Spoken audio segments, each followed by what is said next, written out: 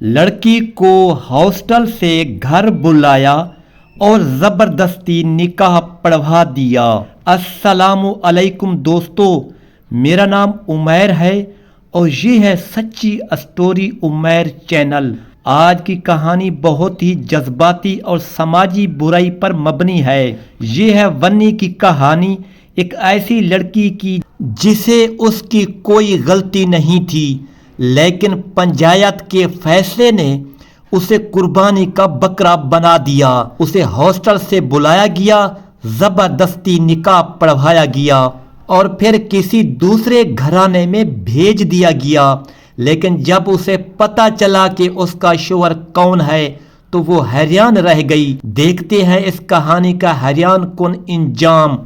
Please channel को subscribe करें, bell icon दबाएं और लाइक करें। चलें शुरू करते हैं।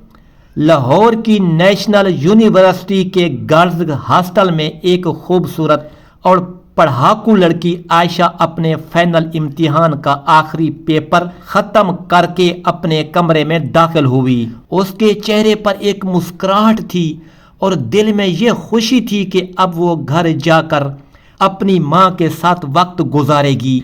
3 साल बाद पहली बार उसे लंबी छुट्टियां मिलने वाली थी और वो सोच रही थी कि माँ के हाथ का खाना खाएगी, अपने छोटे भाई के साथ खेलेगी और घर के बाग में बैठकर किताबें पढ़ेगी। आयशा अभी अपनी किताबें अलमारी में रख ही रही थी कि हॉस्टल और वार्डन ने उसके कमरे का दरवाजा खटखटाया। आयशा बेटी, जल्दी तैयार हो जाओ, तुम्हारे घर से ड्राइवर आया है, तुम्हें लेने के लिए गाड़ी बाहर खड़ी है। आयशा का दिल जोर से धड़का। उसने हैरत से वार्डन की तरफ देखा और पूछा, वार्डन आंटी क्या हुआ, घर में सब खैरियत तो है? मैंने तो अभी माँ से बात की थी, सुबह उन्होंने कुछ नहीं बताया कि ड्राइवर भेज रहे हैं। वार्डन ने संजीदा लहजे में जवाब दिया, मुझे ज्यादा तफसील नहीं मालूम आयशा, बस तुम्हारे घर से फोन आया था कि कोई इमरजेंसी है और फौरी तौर पर तुम्हें घर पहुंचना है। तुम जल्दी से एप्लीकेशन लिख दो और सामान पैक कर लो। आयशा के हाथ पांव ठंडे पड़ गए। उसके जहन में तरह तरह के ख्यालात आने लगे। कहीं माँ को कुछ हो तो नहीं गया, या अब्बू को या छोटे भाई को कोई हादसा। उसने कांपते हाथों से अपना मोबाइल उठाया और घर का नंबर मिलाया। 1 बार, 2 बार, 3 बार, लेकिन हर बार नंबर बंद आ रहा था। उसकी घबराहट मजीद बढ़ गई। या अल्लाह, खैर हो, सब ठीक हो। आयशा ने दुआ मांगी और जल्दी जल्दी अपना सामान बैग में डाला। वो भारी कदमों से हॉस्टल के गेट की तरफ बढ़ी। बाहर एक सफेद लैंड क्रूजर खड़ी थी जो उनके घर की थी। ड्राइवर करीम दाद, जो बरसों से उनके घर में काम कर रहा था, गाड़ी के पास खड़ा था। आयशा ने गाड़ी में बैठते ही सवाल किया, करीम दाद, सब खैरियत तो है? अम्मी ठीक है, अब्बू ठीक है, बिलावल ठीक है, कोई तो बताए क्या हुआ है? करीम दाद ने गाड़ी स्टार्ट करते हुए सिर्फ इतना कहा, बीबी जी, सब हवेली पहुंचकर ही पता चल जाएगा, मैं कुछ नहीं जानता। उसके लहजे में एक अजीब सी खामोशी थी जिसने आयशा को मजीद परेशान कर दिया। गाड़ी मोटरवे पर तेजी से दौड़ रही थी। आयशा की नजरें खिड़की से बाहर वैरान रास्तों पर जमी हुई थीं, लेकिन उसका जहन मुकम्मल तौर पर घर की तरफ था। शाम के साए गहरे होते जा रहे थे और साथ ही उसके दिल का खौफ भी बढ़ता जा रहा था। लाहौर से उनके गांव तक का सफर तकरीबन 6 घंटे का था। आयशा ने बार बार अपने मोबाइल पर घर का नंबर मिलाने की कोशिश की, लेकिन हर बार नंबर बंद ही आया। रात के 9 बज चुके थे जब गाड़ी गांव की कच्ची सड़क पर मुड़ी और उनकी पुरानी हवेली के बड़े लोहे के गेट के सामने रुकी। जो हवेली हमेशा रोशनियों, चहल पहल और खुशियों से भरी रहती थी, आज एक मातम कदे की तरह खामोश और सौगवार नजर आ रही थी। हर तरफ एक अजीब सा सन्नाटा था। आम तौर पर जब भी आयशा घर आती थी तो मुलाजमीन, उसकी माँ और छोटा भाई बिलाल खुशी से उसे इस्तकबाल करने के लिए बाहर आ जाते थे, लेकिन आज कोई नहीं था। आयशा ने गाड़ी से उतरकर तेज कदमों से हवेली की अंदरूनी हिस्से की तरफ कदम बढ़ाए। उसका दिल बेतहाशा धड़क रहा था। बरामदे में दाखिल होते ही उसे धीमी धीमी सिसकियों और रोने की आवाज़ें सुनाई दे रही थी। उसके कदम रुक गए। अम्मी अम्मी कहाँ हैं आप? आयशा चीखकर अपनी अम्मा को पुकारते हुए अंदर भागी। जनाना हिस्से में दाखिल हुई तो उसने अपनी माँ समीना बेगम को फर्श पर बैठे रोते हुए देखा। उनके साथ कुछ गांव की औरतें भी बैठी थीं और सब रो रही थीं। अम्मी ये क्या हो रहा है? आप रो क्यों रही हैं? आयशा अपनी माँ के पास झुक गई और उन्हें हिलाकर पूछा। समीना बेगम ने सर उठाकर अपनी बेटी को देखा तो उनकी हिचकियां बंध गईं। उन्होंने तड़पकर आयशा को गले लगा लिया और ज़ोर ज़ोर से रोने लगी।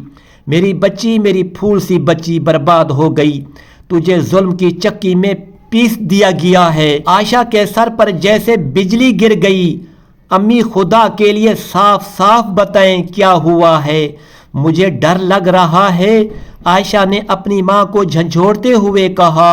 समीना बेगम की आंखों से मुसलसल आंसू बह रहे थे।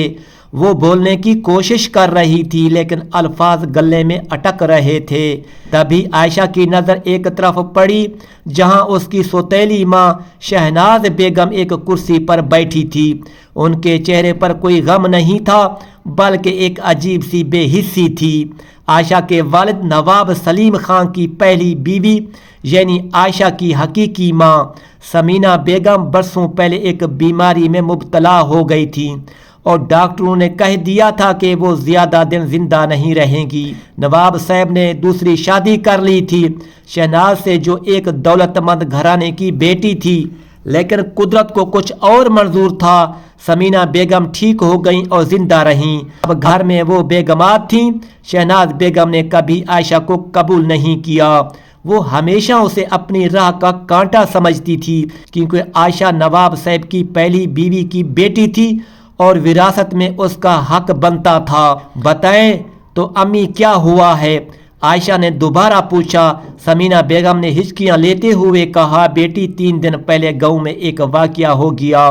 तुम्हारे अब्बू के दौर के दूर के रिश्तेदार चौधरी अकबर के बेटे ने हमारे पड़ोसी जिम्मेदार जहांगीर खान की बेटी को भगा कर ले गया। आयशा ने हैरत से कहा, तो इसमें मेरा क्या कसूर? ये तो उन लोगों का मामला है। समीना बेगम ने आंसू पूछते हुए कहा, बेटी पंचायत बैठी, दोनों कबीलों ने फैसला किया कि ये मामला वन्नी से तय होगा। आयशा के चेहरे का रंग उड़ गया। वन्नी यानी किसी लड़की को बदले में दूसरे कबीले में दे दिया जाए। समीना बेगम ने सर हिलाया। हाँ बेटी, और चौधरी अकबर ने पंचायत में तेरा नाम दे दिया। कहा कि ये हमारे ख़ानदान की लड़की है और ये जहांगीर खां के बेटे से शादी कर लेगी। आयशा के पांव तले से ज़मीन निकल गई। नहीं, ये नहीं हो सकता। मैं किसी का कसूर नहीं हूँ, मैंने कोई जुर्म नहीं किया। समीना बेगम बोली, मैंने बहुत मना किया बेटी, मैंने तेरे अब्बू से कहा कि ये जुल्म है। लेकिन तभी शहनाज बेगम बोली, लेकिन नवाब साहब ने सही फैसला किया, ख़ानदान की इज्जत बचानी ज़रूरी थी। अगर आयशा नहीं जाती तो हमारे कबीले की नाक कट जाती। आयशा ने गुस्से से शहनाज बेगम की तरफ देखा। आपको शर्म नहीं आती? मैं एक इंसान हूँ, कोई चीज़ नहीं जो सौदे में दी जाए। शहनाज बेगम ने ठंडे लहजे में कहा, तुम्हारा निकाह पढ़ दिया गया है और 3 दिन बाद रुखसती है। आयशा चीख पड़ी, मैं ये निकाह नहीं मानती, मैं नहीं जाऊंगी। तभी नवाब सलीम खां कमरे में दाखिल हुए। उनका चेहरा सख्त था। आयशा, ये फैसला हो चुका है, पंचायत का फैसला है और तुम्हें मानना होगा। आयशा अपने बाप के कदमों में गिर गई। अब्बू, आप मुझे जानते हैं कि मैंने कभी कोई गलत काम नहीं किया। मैं पढ़ाई में अच्छी हूँ, मुझे अपनी ज़िंदगी बनाने दें, मुझे इस जुल्म से बचाएं। लेकिन नवाब साहब ने सख्त लहजे में कहा, यह ख़ानदान का मामला है, तुम नहीं समझोगी। 3 दिन बाद आयशा की रुखसती का दिन आ गया। आयशा ने हर मुमकिन कोशिश की थी, भागने की, पुलिस को फ़ोन करने की, किसी से मदद मांगने की, लेकिन शहनाज बेगम ने उसे कमरे में बंद कर रखा था और बहर पहरा बिठा दिया था। اس کا موبائل چھین لیا گیا تھا، کوئی بھی اس سے ملنے نہیں آ سکتا تھا۔ رخصتی کے دن عائشہ کو زبردستی سرخ جوڑا پہنایا گیا، اس کی آنکھوں سے مسلسل آنسو بہ رہے تھے، لیکن کسی کو پرواہ نہیں تھی۔ ثمینہ بیگم بیٹی کے پاس بیٹھی روتی رہی، لیکن وہ بھی بے بس تھی، ان کی کوئی نہیں سنتا تھا۔ امی مجھے بچا لیں، میں نہیں جانا چاہتی، عائشہ گڑ گڑا رہی تھی۔ بیٹی میں کیا کروں، میری کوئی نہیں سنتا، اللہ تیرا حافظ ہو، ثمینہ بیگم بس یہی کہہ سکی۔ شام کو جہانگیر خان کے لوگ عائشہ کو لینے آ گئے۔ عائشہ کو زبردستی گاڑی میں بٹھایا گیا، وہ چیخ رہی تھی، رو رہی تھی، منتیں کر رہی تھی، لیکن کسی نے نہیں سنا۔ ثمینہ بیگم دروازے پر کھڑی رو رہی تھی، ان کا دل پھٹ رہا تھا، لیکن وہ کچھ نہیں کر سکتی تھی۔ گاڑی جہانگیر خان کی حویلی کی طرف روانہ ہو گئی۔ جہانگیر خان کی حویلی بہت بڑی اور پرانی تھی، لیکن اس میں کوئی خوشی کا ماحول نہیں تھا۔ عائشہ کو ایک کمرے میں لے جایا گیا، کمرہ تاریک اور گٹھن بھرا تھا۔